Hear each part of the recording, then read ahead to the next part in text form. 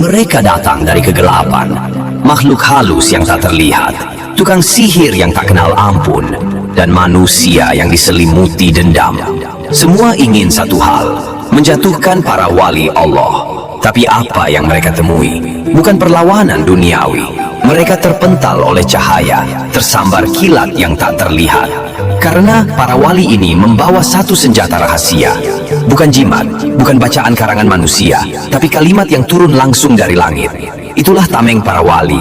Zikir dalam diam, tapi membelah malam. Ayat pendek, tapi cukup untuk membuat jin terbakar dan raja zalim tersungkur. Inilah kekuatan spiritual yang tidak bisa dilihat oleh mata, tapi membuat seluruh alam gaib tunduk. Di Baghdad, sebuah kota kuno yang dipenuhi ilmu, tinggal seorang sufi yang hidup dalam keheningan, tapi ditakuti para tukang sihir di bawah tanah.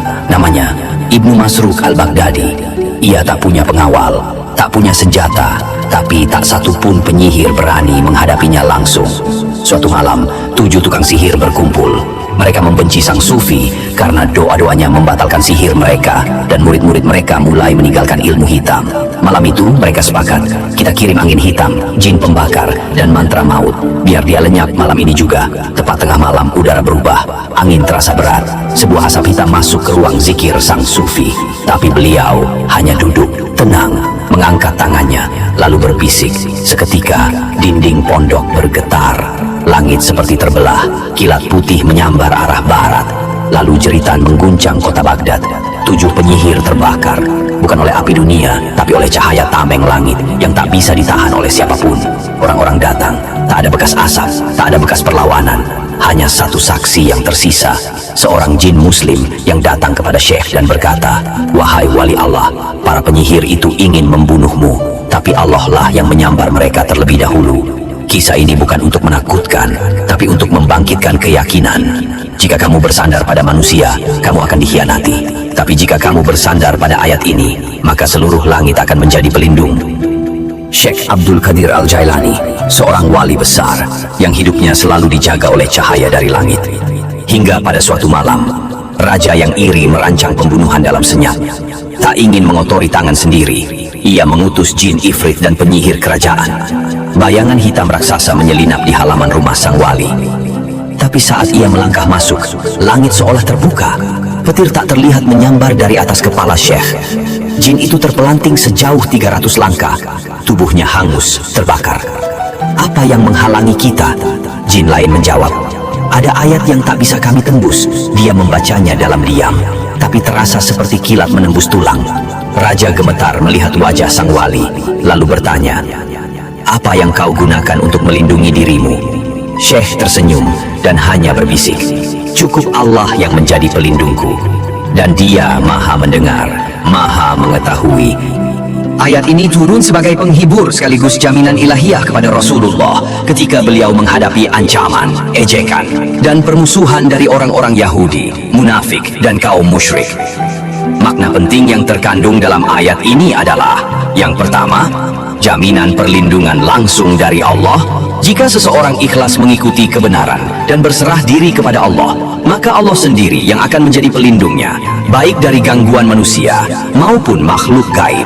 Yang kedua, perisai dari serangan lahir dan batin. Ulama seperti Ibnu Katsir dan Al-Bakhawi menafsirkan bahwa Allah lah yang akan menolak makar, tipu daya, dan kejahatan dari musuh-musuh kebenaran. Yang ketiga, kekuatan tanpa balasan duniawi. Rasulullah tidak membalas musuh-musuh itu secara pribadi. Ayat ini adalah isyarat kekuatan spiritual jauh lebih kuat daripada kekuatan fisik. Yang keempat, nama Allah As-Sami dan Al-Alim ditutup dengan 2 nama agung Allah. As-Sami yang maha mendengar, Allah mendengar setiap keluh, zikir, dan doa kita. Al-Alim yang maha mengetahui, Allah mengetahui niat jahat manusia dan jin bahkan sebelum mereka bertindak. Manfaat spiritual. Banyak ulama sufi, ahli tafsir, dan para mursyid menyebut ayat ini sebagai ayat tameng, karena ia bukan hanya dibaca, tapi dijalani dengan keyakinan total. Manfaat jika diamalkan secara rutin, dengan keyakinan dan adab, sebagai perlindungan diri dari gangguan zalim, sihir, dan jin. Digunakan secara turun-temurun dalam wirid perlindungan oleh para ulama dan wali. terutama di waktu fitnah.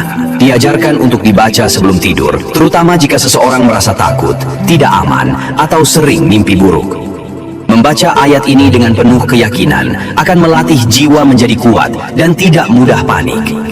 Banyak ahli hikmah menyebut ayat ini sebagai penutup mata musuh, baik musuh yang terlihat maupun tak terlihat. Di kota tua Khurasan, seorang sufi tua yang hidup dalam kesederhanaan justru membuat dunia gaib bergetar. Dia tak pernah membalas, tak pernah marah, tapi siapapun yang datang untuk mencelakainya pulang dengan tubuh hangus atau pikiran hancur. Namanya Syekh Umar Al-Khurasani. Ia tak dikenal banyak manusia, tapi dikenal di antara golongan jin. Suatu malam seorang jin kafir dari Syam bernama Akrab Al-Lail diutus oleh seorang manusia zalim yang sakit hati karena doanya ditolak sang sufi. Jin ini terkenal sebagai penghancur benteng spiritual dan tak pernah gagal. Ia berjalan di antara angin malam menuju rumah Syekh Umar yang saat itu sedang duduk diam membaca zikir dalam kegelapan. Tanpa lampu, tanpa pengawal, hanya selembar sajadah dan tasbih kayu usang. Akrab menyelinap dan masuk melalui tiupan angin. Namun tepat saat hendak mencengkeram tubuh Syekh hanya membuka matanya, menatap tajam dan membacakan ayat Al-Quran. Fasayakfikahumullah, cukuplah Allah menjadi pelindungku dari mereka. Seketika, suara gemuruh seperti datang dari arah langit. Gubuk itu tak roboh, tapi angin berbalik arah. Kilat menyambar tanpa suara. Jin itu terpental, menggeliat seperti dibakar dari dalam, menjerit dan melarikan diri ke arah padang pasir. Esoknya, seorang murid Syekh menemukan pasir di depan rumah menjadi hitam terbakar, padahal tak ada api. Syekh hanya berkata pelan, "Jika kamu menggantungkan dirimu pada ayat ini, maka kamu tak perlu senjata. Langit sendiri akan menjagamu."